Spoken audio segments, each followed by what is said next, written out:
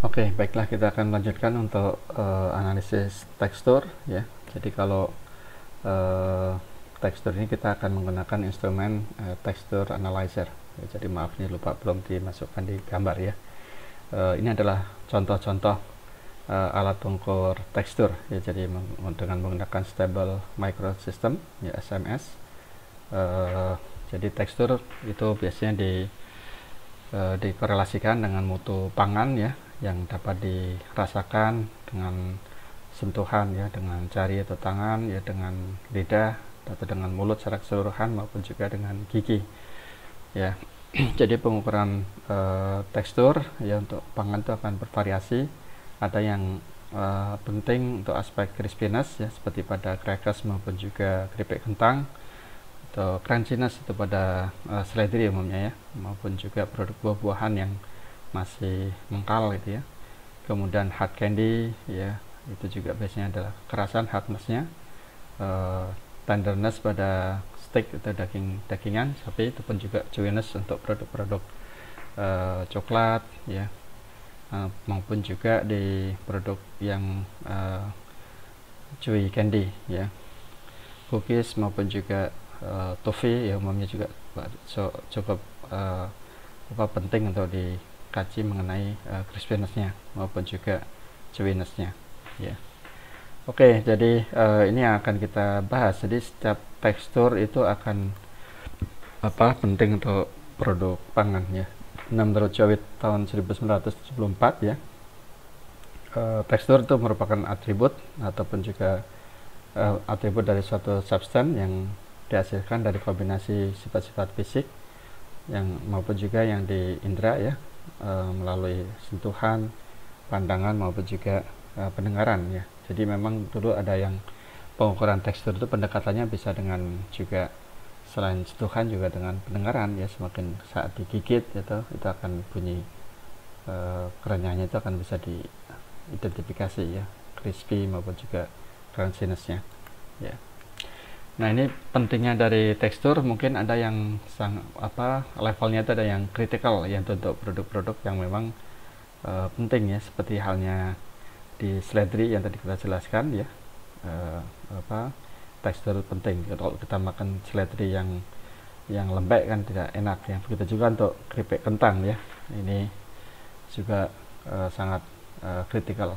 Begitu juga di daging sapi dari aspek tendernessnya ya. Jadi tenderness ataupun juga juiciness dari daging ya, terutama daging steak seperti ini sangat penting sekali sifat teksturnya ya. Semakin lembut, semakin empuk ya, tenderness semakin tinggi ya, dengan memiliki marbling yang tinggi itu akan lebih disukai ya untuk steak. Makanya dulu ada yang wagyu beef ataupun juga Kobe beef ya, yang terkenal untuk daging ya. Itu sangat penting ya dari atau aspek tekstur nih. Ada juga yang sebenarnya tidak terlalu penting, itu minor ya. Jadi contohnya untuk di minuman ya, ataupun juga di sup yang encer ya, itu mungkin kurang. Tapi kalau supnya sup yang kental itu, ataupun mayones, ataupun juga sifat-sifat yang seperti butter yang memang untuk dioles ya, itu biasanya sudah cukup mayor ya, menjadi mayor. Oke, nah dalam pengukuran tekstur ya, kita akan menggunakan beberapa gaya ya, gaya tekan ya, ataupun gaya penetrasi ya. Sebenarnya ada kompresi dan penetrasi itu berbeda ya. Ini saya kira gambarannya nggak ada yang representatif ya. Sebenarnya untuk ini hanya untuk menggambarkan kondisi pangan padat yang elastis dan yang pangan padat yang tidak elastis ya. Jadi kalau yang tidak elastis begitu ditekan ya, dia akan hancur ya. Tapi kalau yang elastis begitu ditekan, tekanannya dihilangkan menjadi nol gitu ya, ini mestinya akan kembali ke bentuk yang semula dengan cepat ya. Jadi ada itu yang produk yang kenyal dan elastis. Nanti juga ada yang gaya tarik ya, tensile strength ya. Jadi gayanya itu menjauhi bidang gaya. Jadi arah gaya menjauhi bidang gaya. Sedangkan yang ini adalah mengarah ke bidang gaya. Nah, ada pengertian yang disebut dengan kompresi dan penetrasi. Dua-duanya sama-sama menekan, tapi ada bedanya apa. Jadi bedanya adalah di luas bidang penekannya. Kalau kita aplikasikan kompresi ya atau penekanan kompresi, itu sebenarnya luas probe-nya itu ya, spindle yang digunakan ini mestinya harus melebihi luas bidang dari produknya. Itu baru disebut dengan kompresi. Tetapi kalau ini ya, karena penekannya itu lebih kecil dibandingkan luas bidang produknya, ini kita sebut sebenarnya adalah masuk ke penetrasi gitu. Jadi ini bukan bagian kompresi tapi adalah penetrasi ya, gambaran-gambaran di sini adalah penetrasi. Jadi kalau kita bahas mengenai kompresi ya, mungkin nanti akan contoh, ada slide berikutnya ada yang lebih besar dibandingkan produknya, besaran ukuran produknya ya, jadi sesuai dengan kompresi. Kalau ini adalah semua bentuk dari penetrasi ya, meskipun sama-sama gaya tekan ya, tapi kita ada dua jenis ya, gaya tekan kompresi dan gaya tekan penetrasi. Nah, untuk analisis tekstur ya, ini penting ya, hampir ke semua aspek, semua produk pangan pun penting ya, dari produk olahan susu ya, yogurt, butter, cheese ya. Begitu juga untuk bakery ya, dari mulai adonannya, mulai bentuk proteinnya maupun pastry ya, snack apalagi ya, untuk chips, bar maupun yang lain-lain. Dan beef ya, seperti tadi kita contohkan untuk steak ya, itu juga penting. Itu juga untuk buah dan sayuran ya, terutama untuk aspek-aspek hardness-nya, ataupun kita menggunakan penetrometer ya, biasanya digunakan, jadi sangat populer. Termasuk juga untuk bidang lain ya, seperti kosmetik ya, farmasi ya, dan untuk ilmu bahan seperti kemasan ya, itu sangat penting sekali aplikasi tekstur ya. Oke, ini ada beberapa term atau istilah yang umum ya, parameter dan juga istilah yang populer ya, seperti hardness. Biasanya istilah yang populer akan mengindikasikan antara soft, firm maupun hard ya, jadi mulai dari lunak, firm ya, agak keras, dan pun yang hard, yang keras.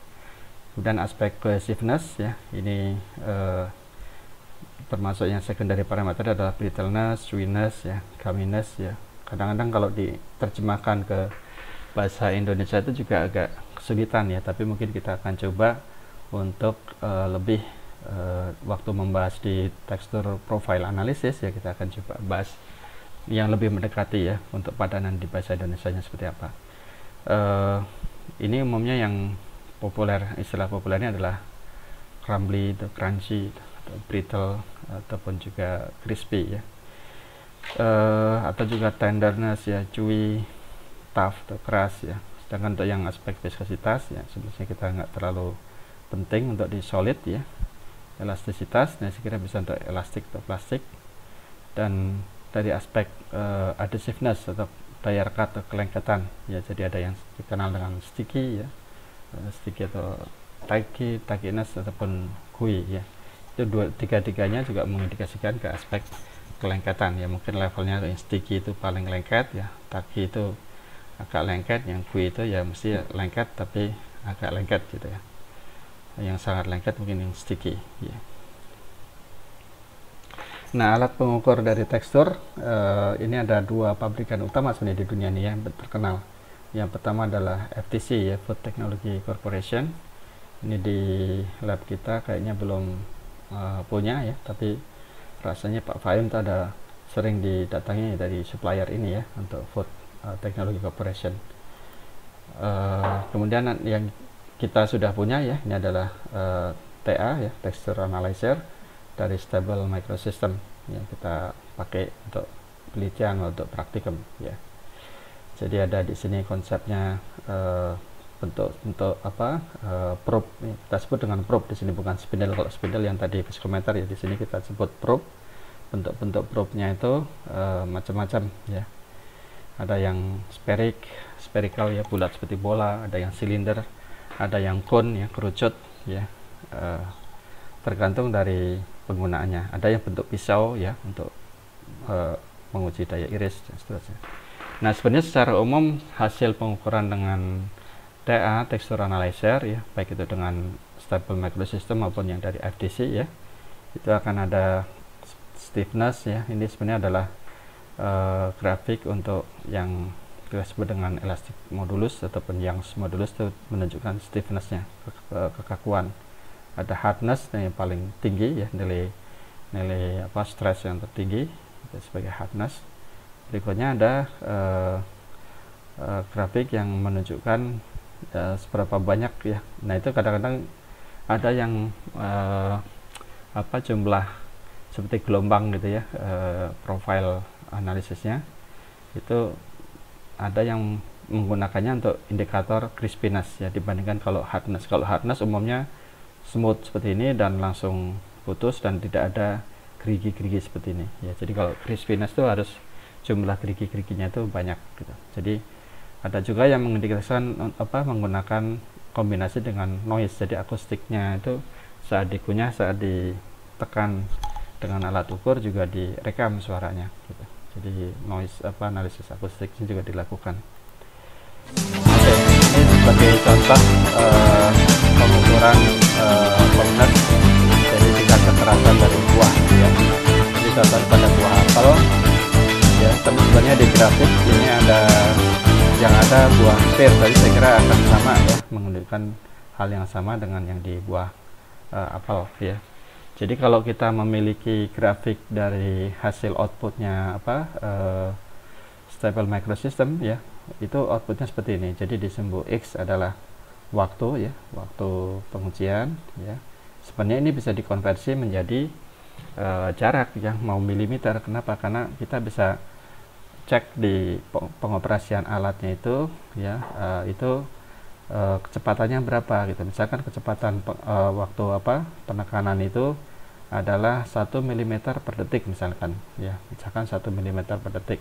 Berarti apa? Berarti ini udah relevan, jadi setiap detik juga 1 mm. Jadi ini sudah 10 meter, 10 mm, 20 mm dan seterusnya. Jadi strainnya sumbu X ini bisa kita gampang juga untuk mengubah menjadi milimeter ya, untuk strain, besaran strain, perubahan deformasinya atau perubahan kedalaman dari arah jarum yang masuk ke buahnya itu dengan menggunakan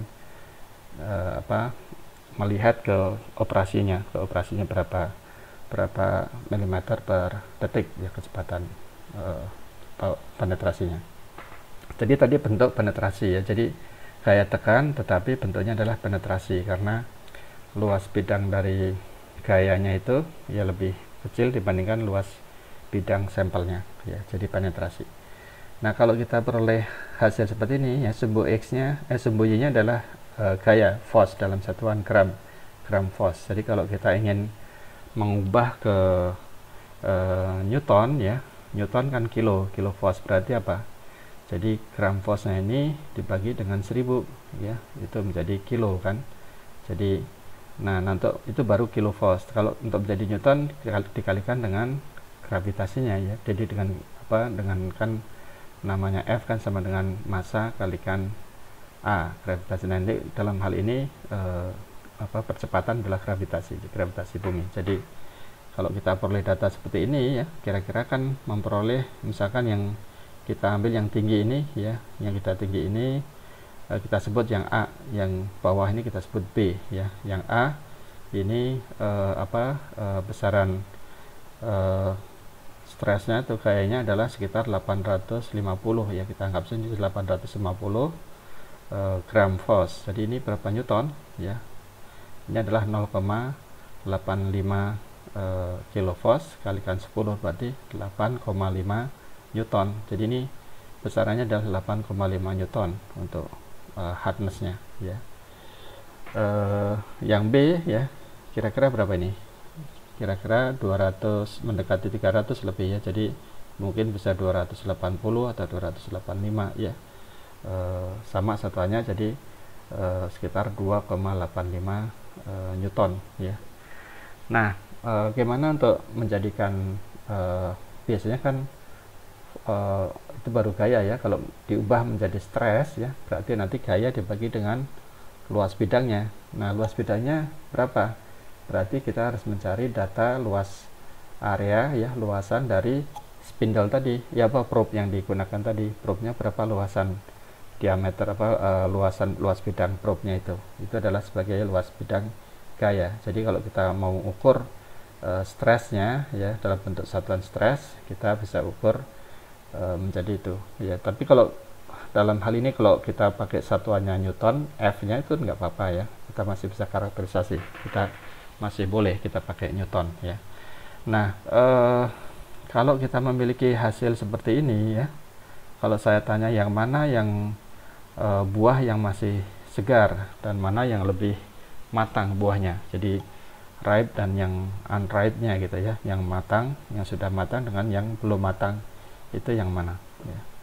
Nah, secara logika kalau yang matang kan mestinya yang bawah ya, yang matang itu yang bawah. Kenapa? Karena kalau yang matang kan otomatis sudah lebih lunak buahnya ya kan, hardness-nya akan lebih rendah, sedangkan yang masih mentah hardness-nya masih lebih tinggi gitu ya. Jadi logikanya seperti itu. Jadi kalau meskipun nggak ada keterangan di sini ya, mestinya kita bisa menduga yang matang itu pasti yang di bawah ya, yang mentah yang atas, yang masih keras ya.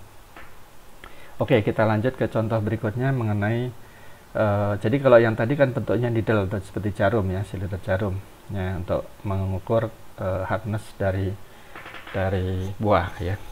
Nah, ini probe-nya itu berupa spherical, jadi bola ya, spheric bola ya. Ini umumnya digunakan untuk mengukur freshness dari cake, cheese ya, jadi produk-produk bolu seperti itu ya. Ini termasuk juga penetrasi ya. Kenapa? Karena luas bidang dari penekan penekan gayanya itu lebih besar, lebih kecil dibandingkan luas bidang dari sampelnya. Jadi ini masuk ke penetrasi ya, gaya penetrasi. Nah, hasilnya seperti ini ya. Jadi kira-kira freshness seperti ini. Kalau semakin tinggi gaya yang diperlukan ya, hardness semakin tinggi ya, maka ini semakin fresh gitu ya, masih fresh kan, masih keras. Kalau untuk kasus keju ya, karena kalau biasanya kalau sudah lama ya, itu ada aktivitas mikroba yang bisa memecah protein dan seterusnya ya, itu biasanya teksturnya akan lebih lembek ya. Tapi mungkin bisa berbeda kasusnya untuk cake ya. Cake itu kan kalau sudah yang masih fresh kan empuk, tapi kalau adanya retrogradasi pati ya, mungkin teksturnya menjadi keras ya.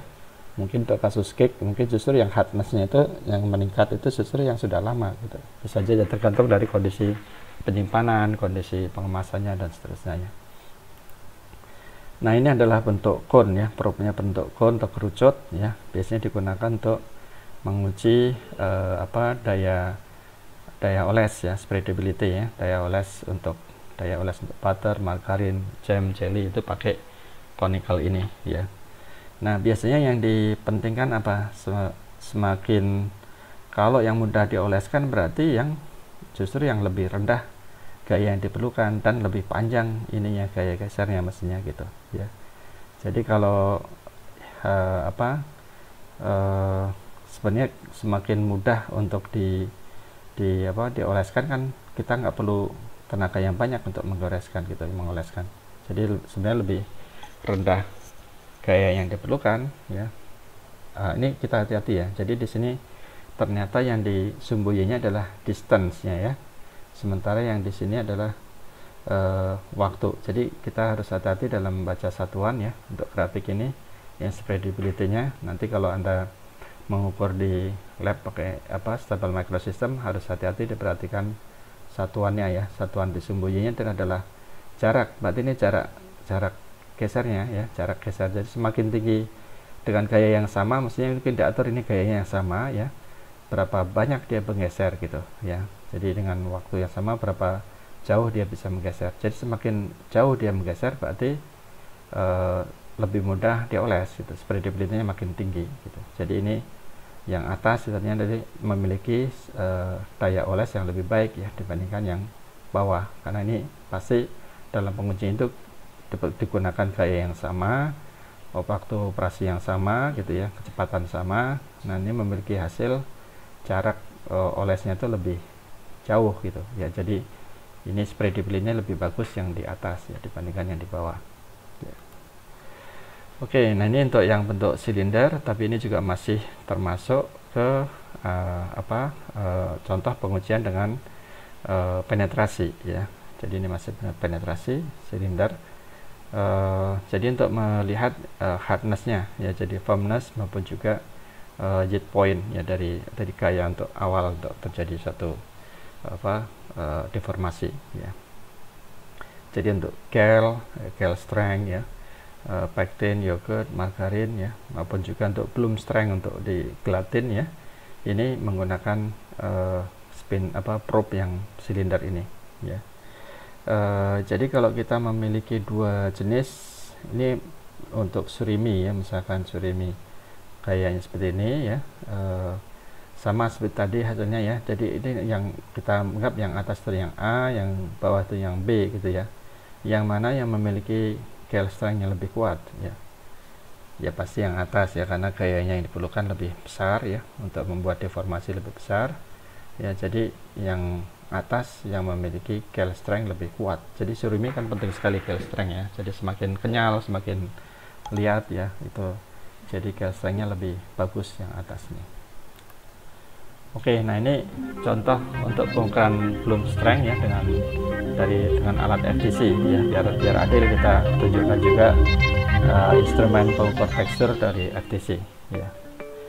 Gels are a fundamental ingredient in many products, especially foods, where its texture-influencing properties are essential. Producers of items which include gelling agents need to be able to rely on the properties of the additive to have the required degree of control and consistency in their final product. Gelatin is a collagen-derived protein which is widely used as such an ingredient. Derived from the skin, white connective tissue and bones of animals, there are two types, A, via acid-treated processes, and type B, which is alkali-treated. Gelatin is found in food, cosmetics, pharmaceuticals, adhesives, and even photographic processes. The sought-after properties include binding, thickening, and stabilizing, plus the unmistakable melt-in-the-mouth texture, particularly of desserts.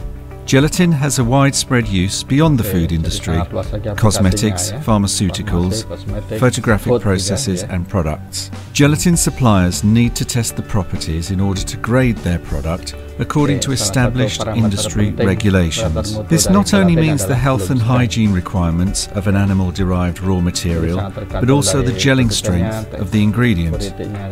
The texture of a final food product which uses gelatin will be influenced by the unique qualities afforded by the gel. The industry standard gel bloom strength test is used to grade and classify gelatin and other gels such as agar, carrageenan, gums, pectin, polysaccharides, colloids and hydrocolloids. An exact method of gel analysis is performed. A specific preparation procedure is followed, including particular equipment. The measured result, bloom strength, is named after Oscar Bloom, who patented the process and used a purpose-built machine, the gelometer. Today, a texture analyzer is the natural engineering evolution of this machine, performing the test with modern levels of accuracy, precision and repeatability. The FTC texture measurement system can control the gel bloom strength test and automatically output the results. FTC fixtures and accessories conform to the appropriate test standards, ISO 9665, AOAC 1985, Gelatin Manufacturers of Europe, and those based on BS 757. The half-inch diameter probe is made from the highest standard food-grade materials. A suitably rated load cell is selected to maximise the measurement accuracy. The automated test program is easily written with the familiar Windows-based environment. Commands are selected to perform each of the steps. The gel strength is calculated from the peak force, represented in grams. The program can be saved to a library and recalled for reuse. The touchscreen-controlled texture analyzer runs samples. The peak force in grams is the recorded bloom strength. The texture analyzer can repeat the test again and again. The TL software can export to Excel for further examination and traceability, and format the results in a user customizable style for a clear reporting and audit trail. The gelatin producer can reliably refine and retest their processes for the results based on bloom strength. Ya. Kita lanjut ke berikutnya ya.